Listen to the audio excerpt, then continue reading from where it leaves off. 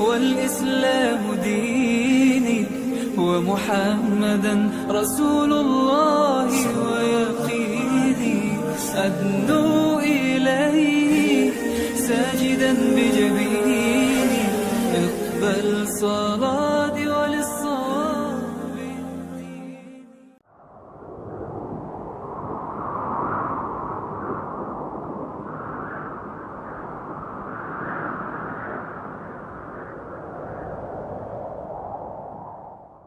نحمده ونصلي ونسلم على رسوله الكريم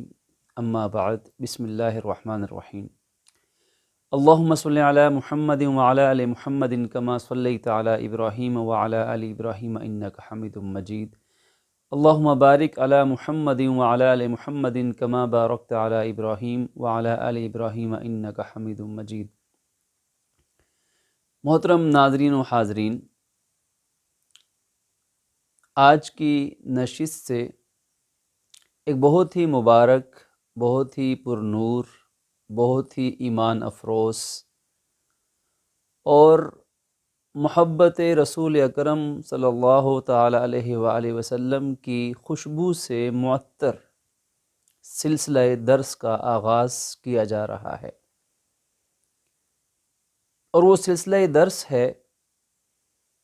حضرت امام ترمذی رحمہ اللہ کی کتاب شمائل ترمذی،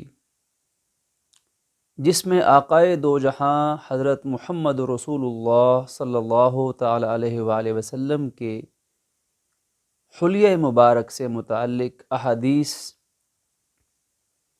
آپ کی عادات مبارکہ، آپ کے اوصاف جمیلہ، آپ کی خصائل حمیدہ، یعنی نبی محترم صلی اللہ علیہ وسلم کی ذات بابرکات، اور اللہ پاک نے جو آپ کو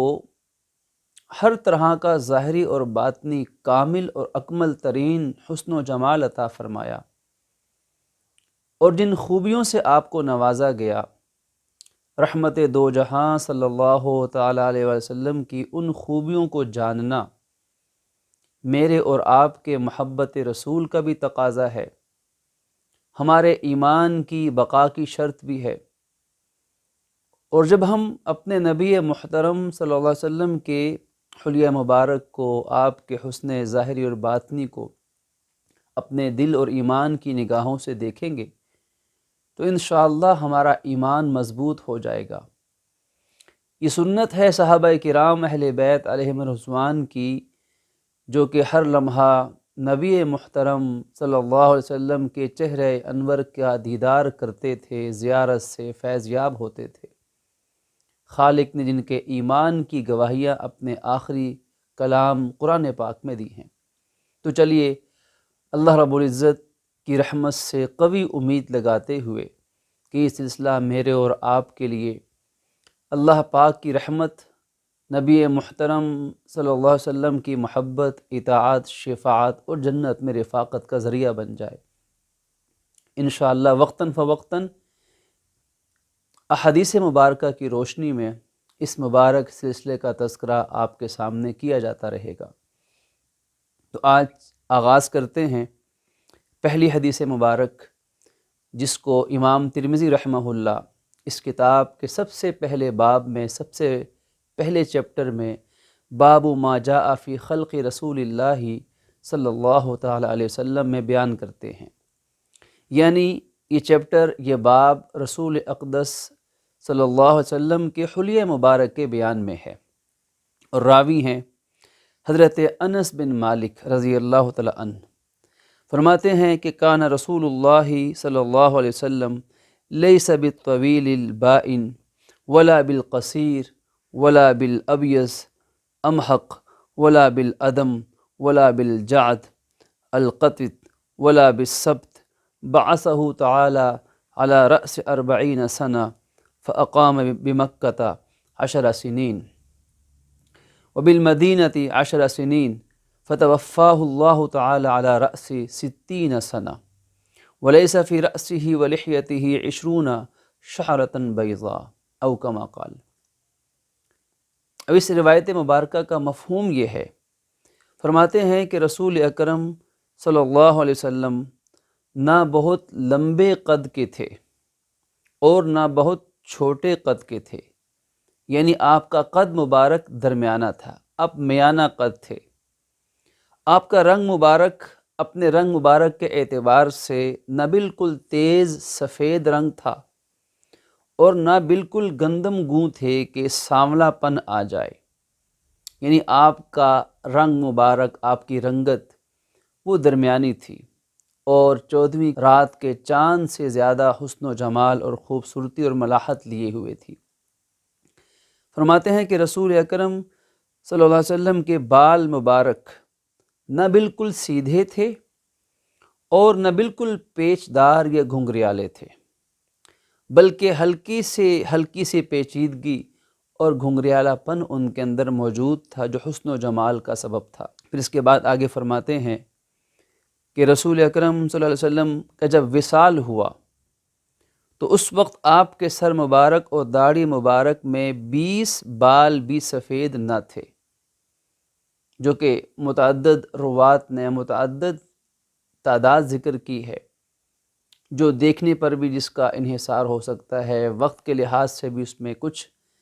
عدد کے اندر تعداد میں فرق ہو سکتا ہے، لیکن قربان جائیے ان صحابہ کرام علیہم رضوان پر کہ جو نبی محترم، نبی محتشم صلی اللہ علیہ وسلم کی محبت میں ایسے ڈوبے ہوئے تھے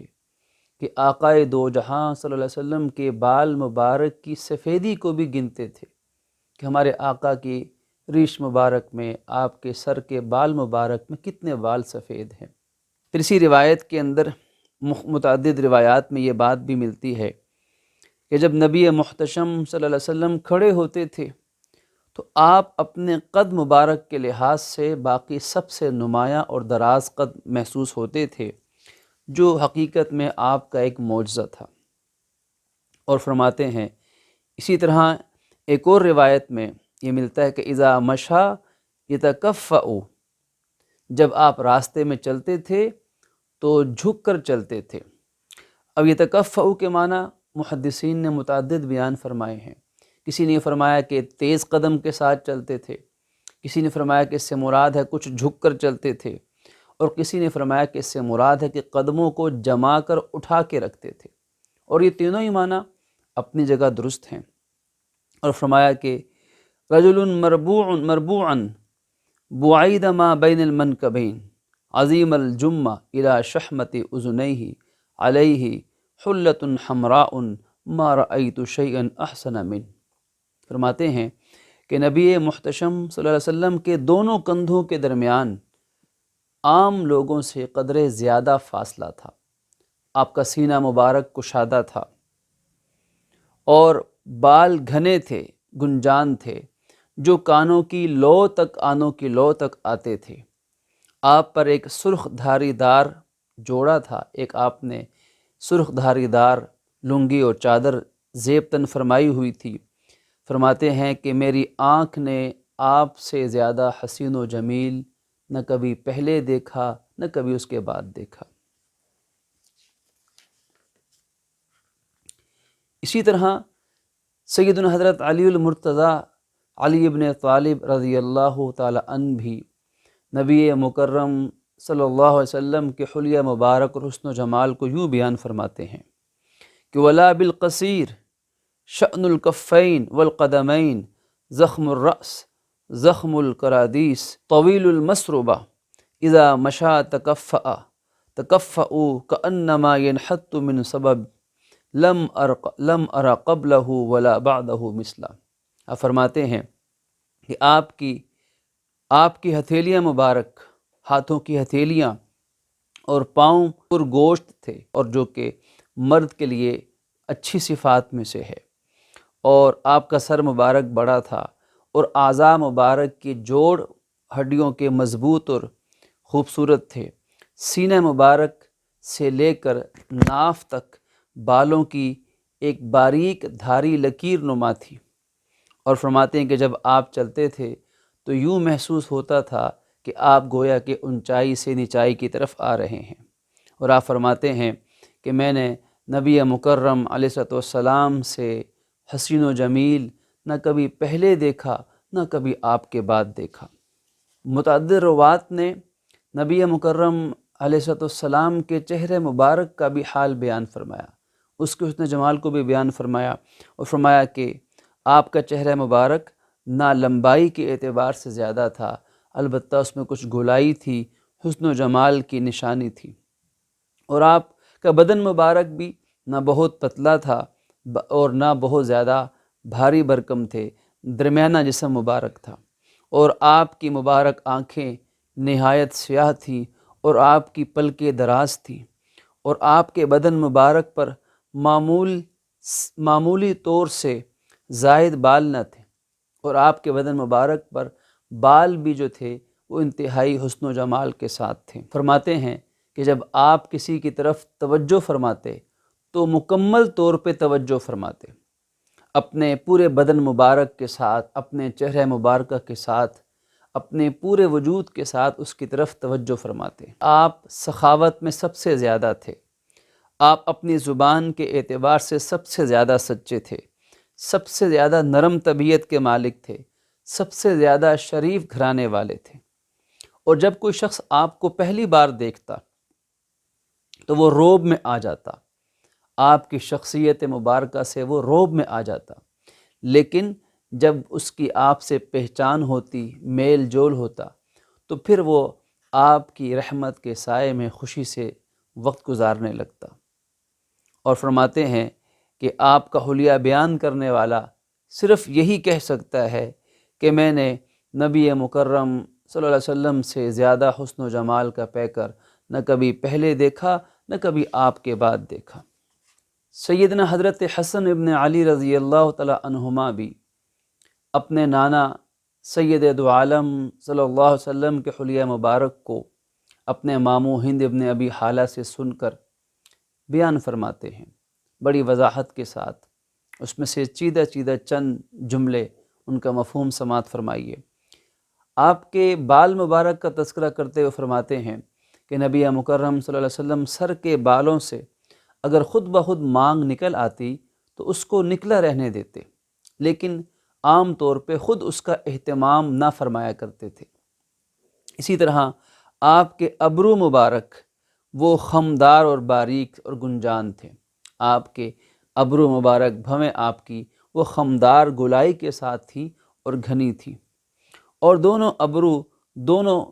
بھویں مبارک وہ جدا جدا تھی، ان کے درمیان میں ایک رگ تھی جو غصہ کے وقت ابھر آتی تھی، آپ کی ناک مبارک وہ بلندی کی طرف مائل تھی، اس پر ایک نور چمکتا ہوا دکھائی دیتا تھا اور دیکھنے والا اس کو محسوس کرتا تھا، وہ اپنے حسن و جمال اور چمک کی وجہ سے وہ بلند معلوم ہوتی تھی۔ آپ کی داڑھی مبارک بھرپور اور گنجان بالوں کی تھی، آنکھ مبارک کی پتلی نہایت سیاہ تھی، اور آپ کا دہن مبارک وہ اعتدال کے ساتھ کشادہ اور فراخ تھا، آپ کے دندان مبارک وہ آبدار تھے جیسے کہ موتی سے بنے ہوئے ہیں، اور آپ کی گردن مبارک ایسی خوبصورت اور ایسی باریک تھی جیسے مورتی کی گردن صاف تراش کے بنائی ہوتی ہے، اور آپ کا رنگ مبارک جیسے صاف چاندی اور خوبصورتی سے بنایا گیا ہو، اور آپ کا بدن مبارک ایسا حسین و جمیل تھا کہ پیٹ اور سینہ دونوں برابر تھے، پیٹ مبارک اور سینہ مبارک دونوں برابر اور ہموار تھے، آپ کا سینہ فراخ تھا، اور کپڑا اتارنے کی حالت میں آپ کا بدن مبارک انتہائی روشن اور چمکدار ہوتا تھا۔ کیا ایمان افروز لمحات ہوں گے۔ سیدنا حضرت جابر رضی اللہ تعالیٰ عنہ فرماتے ہیں کہ ایک مرتبہ رات کا وقت تھا تو سید دو عالم صلی اللہ علیہ وسلم جلوہ افروز تھے، میں کبھی آپ کے چہرے مبارک کو دیکھتا تھا اور کبھی میں آسمان پہ چمکتے ہوئے چاند کو دیکھتا تھا۔ رأیت رسول اللہ صلی اللہ علیہ وسلم فی لیلۃ اضحیان وعلیہ حلۃ حمراء، اور آپ کے بدن مبارک پر ایک سرخ حلہ موجود تھا، فجعلت انظر الیہ والی القمر، میں آپ کے چہرے کو دیکھتا اور کبھی چاند کو دیکھتا، فلہو عندی احسن من القمر، فرماتے ہیں کہ میرے دل نے گواہی دی کہ آقائے دو جہاں صلی اللہ علیہ وسلم کا چہرہ مبارک تو چاند سے کہیں زیادہ حسن و جمال کا پیکر ہے۔ سبحان اللہ۔ عزیزان من، حضرت عبداللہ ابن عباس رضی اللہ عنہ سے کی روایت میں یہ بھی موجود ہے کہ آپ کے دندان مبارک، اگلے دندان مبارک کچھ کشادہ تھے اور ان کے درمیان میں کچھ فاصلہ موجود تھا، اور جب آپ تکلم فرماتے، آپ بات چیت گفتگو فرماتے تو ان سے ایک نور اور روشنی نکلتی ہوئی ظاہر ہوتی۔ آج ہم نے الحمدللہ ان احادیث مبارکہ کی روشنی میں رسول کائنات، امام الانبیاء، شافی محشر، ساقی کوثر، کل جہاں کے لیے رحمت کا پیغام لانے والے اور ہمارے پیغمبر محتشم خاتم النبیین حضرت محمد رسول اللہ صلی اللہ علیہ وسلم کے حلیہ مبارک کو ہم نے جانا اور ہم نے سنا۔ دعا ہے کہ اللہ پاک اپنی رحمت سے ہماری ان آنکھوں کو دنیا میں بھی، قبر میں بھی، حشر میں بھی اور جنت میں بھی اپنے حبیب صلی اللہ علیہ وسلم کے چہرہ انور کی زیارت ہمیں براہ راست نصیب فرما دیں۔ وآخر دعوانا ان الحمدللہ رب العالمین۔ والإسلام ديني ومحمدا رسول الله ويقيني أدنو إليه ساجدا بجبيني اقبل صلاتي